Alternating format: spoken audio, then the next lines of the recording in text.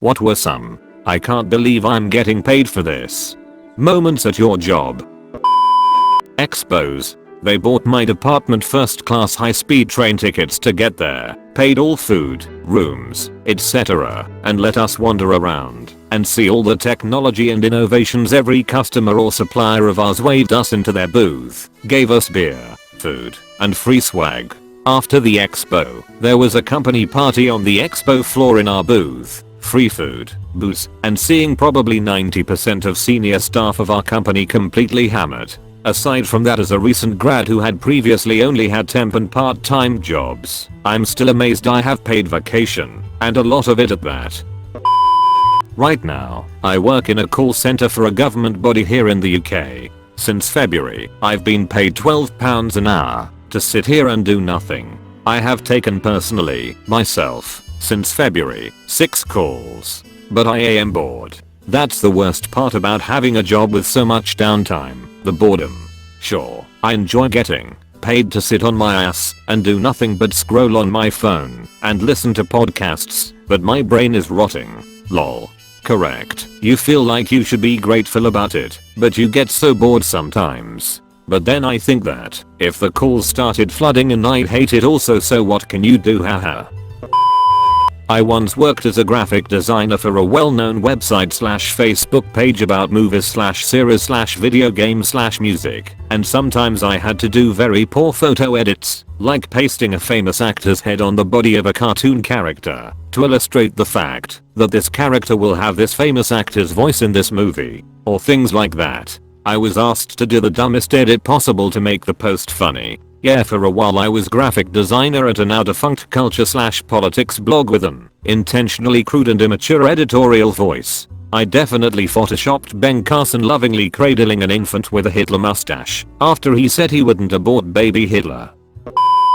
I was a photojournalist, getting paid to sit on the sidelines of major sporting matches, at the sound desk, or in the pit of bands from AC/DC to top, meet all sorts of interesting people, and create a photo to help tell their story. I photographed John Cleese during a sound check. He went on a 20-minute rant about photographers. I had to ask him to stop as I was laughing so hard I couldn't take pictures. Met Jackie Stewart and heard him speak about his time as a Formula 1 driver. It was an amazing job, and one I was very lucky to do for as long as I did. Some days I would think some people would pay to be able to do this. There were crap days too, sitting in the hot sun at a murder scene all day, watching police bag evidence sucks, as does attending car crashes in the middle of the night, in the rain. But I remember the good days better than the bad ones. I covered 2 presidential elections, multiple natural disasters, and countless sporting events. I miss it, but I look at what journalism is now, and then I quickly feel grateful that I'm not involved with that anymore. Worked retail and had to stick hundreds of items of clothing with little black sale stickers. Just as I'm finishing up, I was told they changed their mind and wanted me to use red stickers instead. So I went back over every item with red stickers. It was also a public holiday in Australia, so I was paid 2.5x my average pay and spent 6 hours of my shift doing just that. Thanks God people are different in this regard. I think I'd go mental after an hour of applying stickers. Not when you're getting $60 plus per hour to do it. I work 8 hours a day. I actually work 20 minutes to a half hour of that. I read Reddit most of the day. I had a desk job like that once. Actual work was 5 hours total. The rest of the 35 was doing whatever I wanted. My old job deliberately gave us downtime when work was slow and wouldn't give us more to do till like 3. So me and my co-workers downloaded Left 4 Dead and played co-op lol. But then the bosses were mad we had so much free time, like WTF, you're the ones who decided to make it like this. Yay, the bosses don't necessarily care what you do as long as it doesn't look bad on them. Playing video games could certainly make it look bad on your boss if their boss showed up. The last few places I've worked have various levels of work from home. There's the I'm be at the beach and have my laptop WFH, and the I'll be dialing into these 5 meetings WFH. As long as you got stuff done when it was needed to be done, they'd say just WFH next week and get this done, and that's about it until the following week.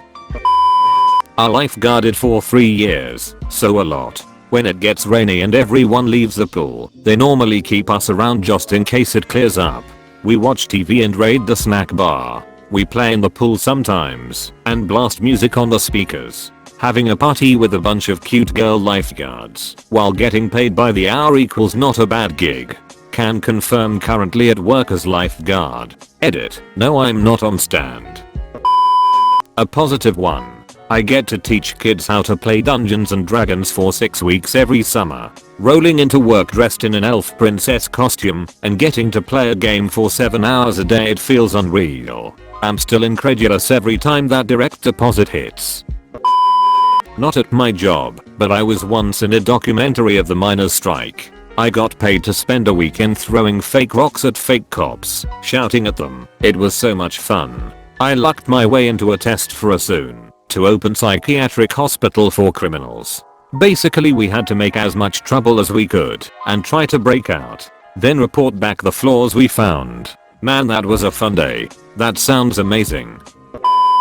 I used to get paid to hack into companies' networks. For the longest time it was I can't believe I get to do this legally and get paid stupid amounts of money for it. Then it just started pissing me off when I realized all the company's network security suck. Many were hiring me for a compliance checkbox, and when I'd come back the following year they hadn't done anything. In some cases not even changed the damn passwords I used from the year prior.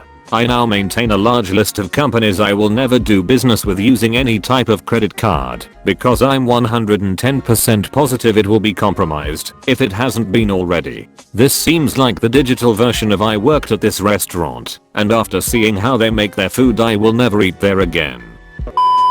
Oh hey, I can answer this one. I'm a dog trainer and we help dogs that are reactive to other dogs when on leash. That is, barking/lunge at dogs when on walks. And one of the ways we do this is to drag a stuffed dog around. Looks realistic at a distance. You even talk to the stuffed dog, pet it, and pretend to feed it. All of this is happening while another trainer feeds the real dog anytime they see the fake dog. I've legit been asked if I'm crazy before until people figure out we are training a dog. Edit. Wow. This is my most popular comment to date. For those wondering what this is, it is a form of behavior modification. To find trainers who do stuff like this, try searching for trainers, remote or in person, certified through the Academy for Dog Trainers. I'm certified through this organization and we get a very heavy dose of behavior modification for this stuff. Make sure the trainers are force-free and positive, and that they never punish a dog for reacting. The latter will never help, and will only make things worse. Literally 70% of my time at work is spent sitting at my desk messing around. Pretty much that. I'm a programmer. During less busy periods, I literally get paid to sit on Reddit.